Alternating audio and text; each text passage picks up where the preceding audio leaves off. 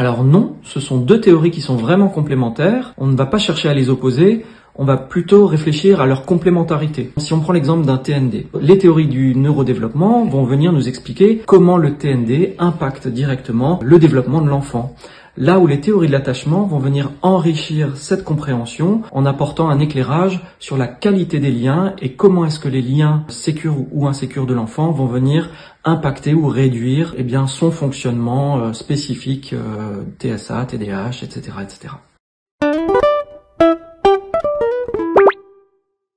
Alors très bonne question. À l'heure actuelle, il n'existe pas de tests qui prennent en compte ces deux prismes théoriques-là et qui nous permettent de rentrer dans une démarche de test. Mais une évaluation, en général, elle peut être globale, elle ne se centre pas sur un test. Et dans cette démarche d'évaluation, il est tout à fait pertinent d'avoir à la fois le prisme centré sur les forces et les fragilités du développement de l'enfant, mais aussi sur ses relations d'attachement et comment, par exemple, sa base d'attachement permet à l'enfant à la fois d'aller rechercher des explorations et à la fois de se sentir un peu plus en sécurité. Oui, ça c'est tout à fait pertinent.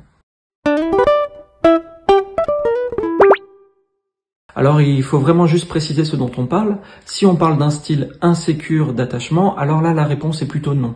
C'est-à-dire qu'un style d'attachement c'est quelque chose d'adaptatif et les styles insécures correspondent à peu près à 30 à 35% de la population générale. Par contre, si on évoque le fait que le cerveau d'un enfant subisse un stress intense et chronique, alors là la réponse, oui, il peut y avoir un impact direct dans son développement cérébral, puisque ce stress intense et chronique va construire dans le cerveau de l'enfant une inondation toxique de cortisol qui elle-même va entraîner des lésions cérébrales, des micro-lésions cérébrales, et qui va dérégler complètement l'axe hypothalamo-hypophysaire.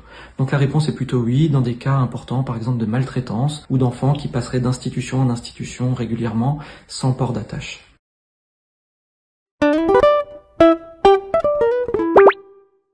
Très bonne question, très vaste question.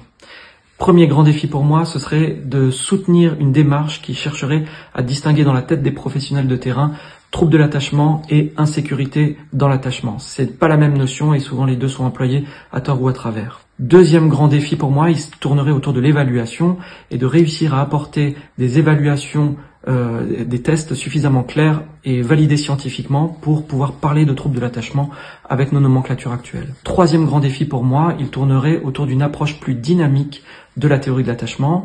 On sait que l'enfant il internalise un premier modèle d'attachement les premières années de sa vie, mais une relation est toujours évolutive et dépend largement du contexte, et celui-là on doit pouvoir le prendre en compte dans la relation d'attachement. Alors je dirais que non, je dirais plutôt que le train de la théorie de l'attachement est annoncé avec un retard de quelques années, mais que la locomotive se modernise. Alors ça on le voit vraiment avec les axes de recherche, on le voit grâce aux neurosciences. Donc non, je dirais pas qu'on a loupé le train définitivement, je dirais plutôt que grâce à cette théorie, on a plus de chances d'arriver à bonne destination.